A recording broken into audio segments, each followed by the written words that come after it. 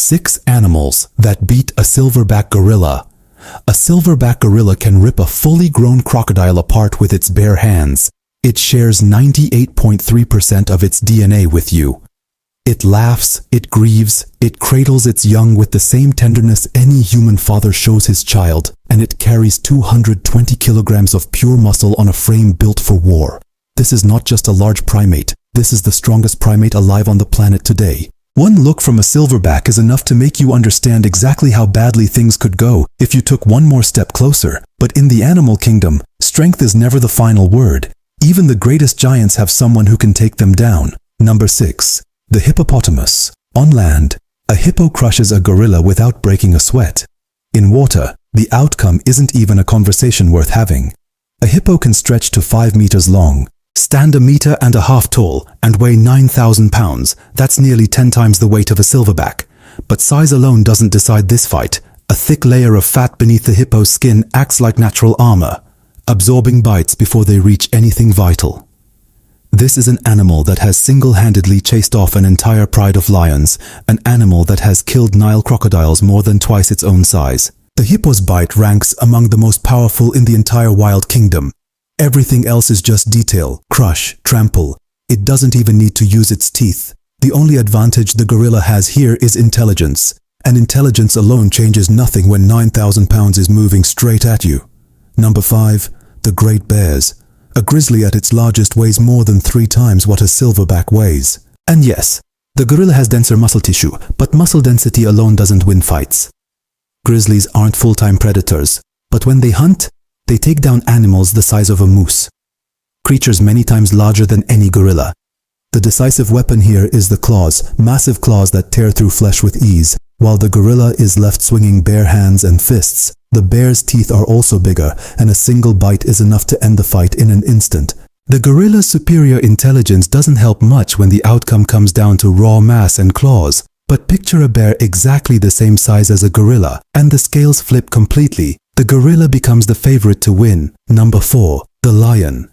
Here, things get complicated. Each side brings its own weapon to the table. The gorilla's massive canines are built more for intimidation than for tearing flesh, and they look weak next to a lion's teeth, which evolved specifically to kill prey. The lion's neck is also wrapped in a thick mane that makes it extremely hard for a gorilla to get an effective grip.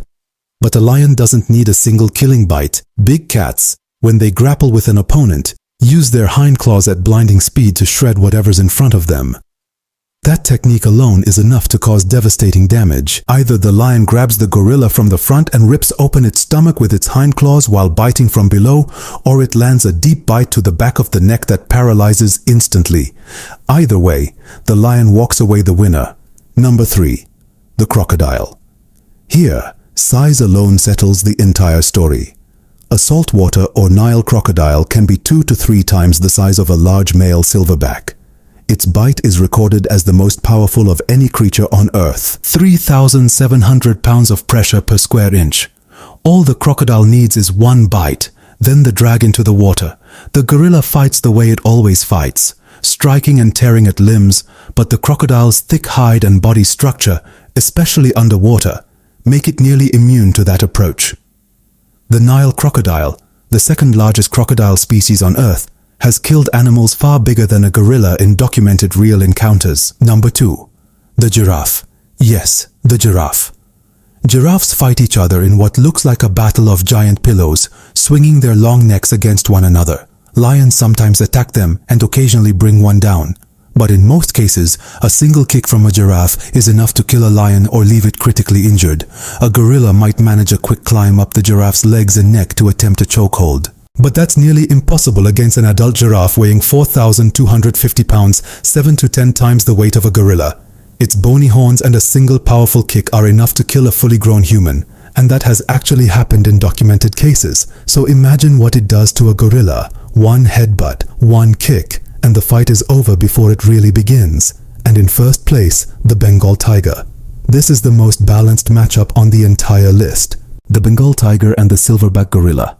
Each one is a king in its own domain, massive, powerful, intelligent. And the gorilla here is anything but an easy target. It's fully capable of landing blows that could be fatal to the tiger itself. But the tiger holds the decisive cards: faster reaction speed, longer, sharper claws, massive fangs, and a flexibility in movement that outmatches the gorilla's raw bulk. The tiger's bite force sits around 1,050 pounds per square inch, remarkably close to the gorilla's own bite, but the tiger's canines are nearly a full inch longer, and its powerful body, wrapped in thick fur, gives it an extra layer of protection, and more important than any of that, the ambush instinct. A tiger doesn't enter a fight face to face unless it absolutely has to. It waits, it stalks, it picks the perfect moment, then it strikes with everything it has, all at once. And that instinct, more than any muscle or fang, is what tips this final matchup in its favor. In the end, this was never about who is strongest in some absolute sense. It was about who holds the right weapon at the right moment. Muscle loses to mass, mass loses to speed and claws, and intelligence alone, without a real tool to use it, remains nothing more than a silent advantage in a world that shows no mercy to the weak. If human intelligence stood completely alone, stripped of tools, stripped of weapons, stripped of civilization itself, would we actually survive a direct encounter with any of these creatures?